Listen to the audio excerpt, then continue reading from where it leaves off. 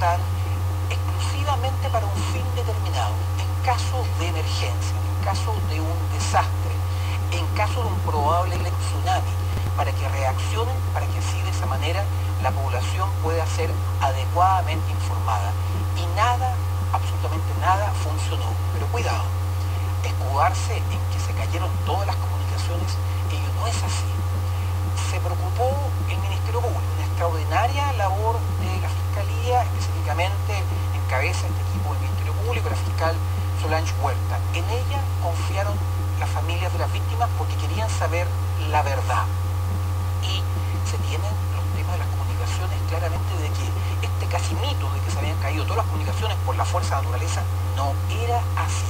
Existían igualmente comunicaciones radiales, comunicaciones también telefónicas, ciertamente en algunos casos deficientes, pero resulta que existía la posibilidad cierta de que se comunicaran los distintos organismos con el objeto de que esto pudiera funcionar. Por lo tanto, ¿qué pasó con esas redes que sí estaban funcionando? ¿Quién las administraba? El tema no es tanto de comunicaciones, el tema porque la información llegó, el problema es que no se supo interpretar adecuadamente y se tomaron decisiones erradas porque no era gente calificada. Pensemos en el CHOA. En el CHOA, dependiente de la Armada, en un principio actuó bien, porque dio una alerta de tsunami, alerta que se transmitió vía fax a las 4:06 de la mañana a la ONEMI. ¿Qué le correspondía a la ONEMI? Difundir todo un plan de emergencia que se traduce en la evacuación del borde costero que hubiera salvado muchas vidas humanas. ¿Y por qué se paraliza entonces la ONEMI, si que había recibido en primera instancia el uniforme? Ahí está el problema tremendo. Reciben un fax, que es lo que nos dicen los que recibieron el fax y que tienen que obviamente ejecutar. Eso es lo que está normado. Dicen de que no lo leyeron adecuadamente, no supieron bien qué hacer, no sabían cómo interpretarlo e incluso nos vienen a decir después en las declaraciones que no leyeron la parte de arriba que dice alerta de tsunami, incomprensible.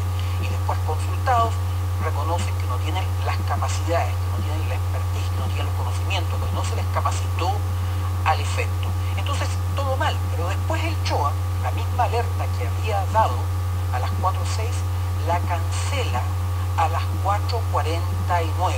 Es darle destacar ese error garrafal. Se lo comunica a su vez a la ONEMI que ya no había hecho nada y no había difundido lo que tenía que hacer. Y resulta concretamente de que es incomprensible, puesto que a las mismas 4:49, ese exacto minuto, resulta de que por una comunicación que había tenido desde Hawái el geofísico Víctor Sardina con el teniente Andina, se concluye por parte de Hawái, de alerta del Pacífico de tsunami, se concluye que la alerta de tsunami que había dado Hawái inicialmente para una zona costera correspondiente a América del Sur se ampliaba a toda la cuenca del Pacífico. Es decir, cuando Hawái está ampliando esta alerta, un warning, a toda la cuenca del Pacífico, Chile, en el mismo momento preciso, interpretaba los datos de manera contraria y decía, se termina con la alerta del tsunami. Entonces, de verdad, situación incomprensible. Sí, es que eso cuesta entenderlo, salvo el nerviosismo y la incompetencia en realidad de la gente que estaba a cargo de los respectivos organismos, porque la información, como usted dice, entonces quiere decir que sí fluyó. Ahora, la pregunta es, ¿quiénes deberían haber reaccionado? ¿Quiénes son los que desde el punto de vista penal tienen responsabilidad en este caso a su juicio? Usted es abogado y es parte de ella. Estamos hablando de la responsabilidad penal. Ese es el trabajo del Ministerio Público. La gente lo que quiere es saber la verdad, por eso se creyó. Porque al principio se planteó por parte de las autoridades de la época de que esto era fuerza de la naturaleza, que incluso la responsabilidad era de la propia gente, que no había subido a las alturas. Pero no. Las circunstancias, la investigación acuciosa determinó lo contrario. ¿Quiénes tienen responsabilidades? Obviamente funcionarios del CHOA hoy en día están siendo objeto de formalización.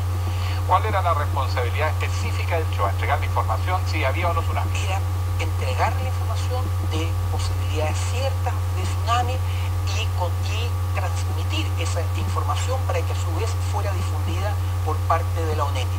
Pero ellos resulta de que no leyeron bien. Podríamos pensar de que no tenían la expertise, no leyeron bien las distintas informaciones que le estaban llegando, que ya sabemos que desde Hawái la interpretan de manera completamente distinta.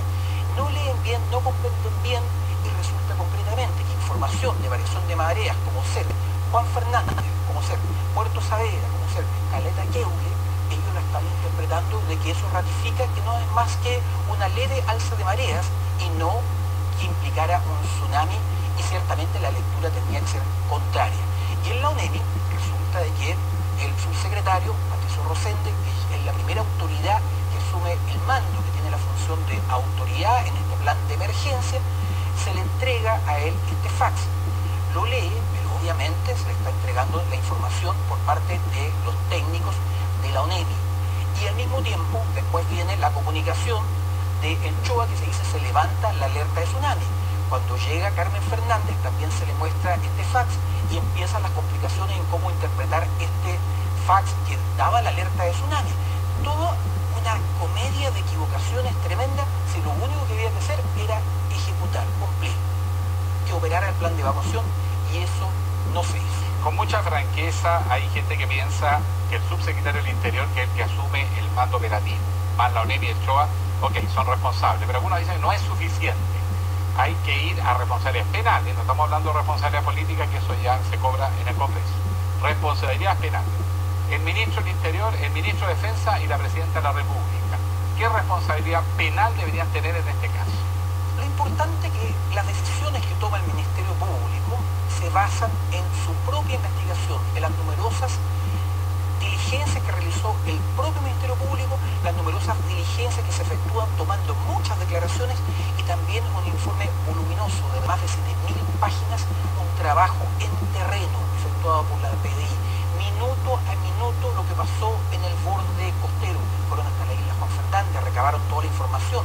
Lo importante que en la ONEMI existen grabaciones de las reuniones que todo el país conoce, y eso se va contrastando con las llamadas de entrada, las llamadas de salidas también. Se hace un cruce de información y se trata de llegar a la verdad. Y la verdad se refleja en este informe. Y ese informe va analizando uno por uno todas las autoridades. Y ¿Tiene la presidenta hacia abajo? Principalmente la presidenta, hay un capítulo especial referido a ella. ¿Qué responsabilidad tiene ella? Desde la perspectiva penal, ella, acorde al informe de la PDI, no tiene responsabilidad. ¿Por qué no? En un contexto jurídico, lo que es el organigrama de quien tiene la autoridad y toma decisiones es quien llega a las 4 o 6 de la mañana, que es el subsecretario del Interior, recordando que el ministro del Interior no se encontraba porque llega pasada las 7:30 de la mañana. Entonces, en él recae tomar decisiones. Desde la perspectiva jurídica es esa que obviamente la Fiscalía está aplicando, pero también desde la perspectiva fáctica de los hechos. En cuanto llega la presidenta, ella en todo momento empieza a cuestionar las distintas informaciones que se le están dando. Parece ser la única que cuestiona. Claro, es decir, se ve una persona que, claro, asume un liderazgo en el concepto de cuestionar lo que se está haciendo. ¿Y por qué razón se tiene determinada información y se están adoptando determinadas medidas y se está comunicando a la ciudadanía? Porque previo a que ella llegara, ya había conferencias de prensa que se había dado por un lado por parte del subsecretario, por otro lado por parte de la directora de ONEMI, donde uno por vía radial y otra por vía telefónica, pero a través de un medio de comunicación televisivo, donde dicen se descarta la alerta de tsunami. Y resulta que ella dice, cuidado con lo que se está transmitiendo a la ciudadanía, porque nos está llegando información, por ejemplo, de la isla Juan Fernández, que nos dice completamente lo contrario. Entonces ella dice, requerimos nueva información, llamemos al CHOA.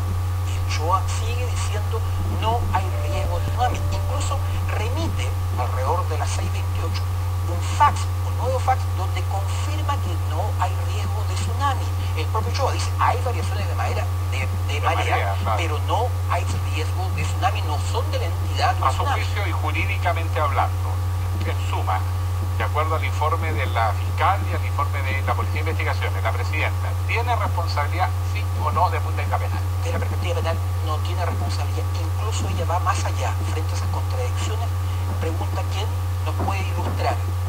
Levanta la mano un sismólogo, supuestamente experto de la Universidad de Chile, y él dice de que no hay riesgo de tsunami. tsunami. Es el que también está... Y que también hoy en día es objeto de formalización. Dice, no hay riesgo de ¿Qué tsunami. pasa con el ministro del Interior y con el ministro de Defensa de la época?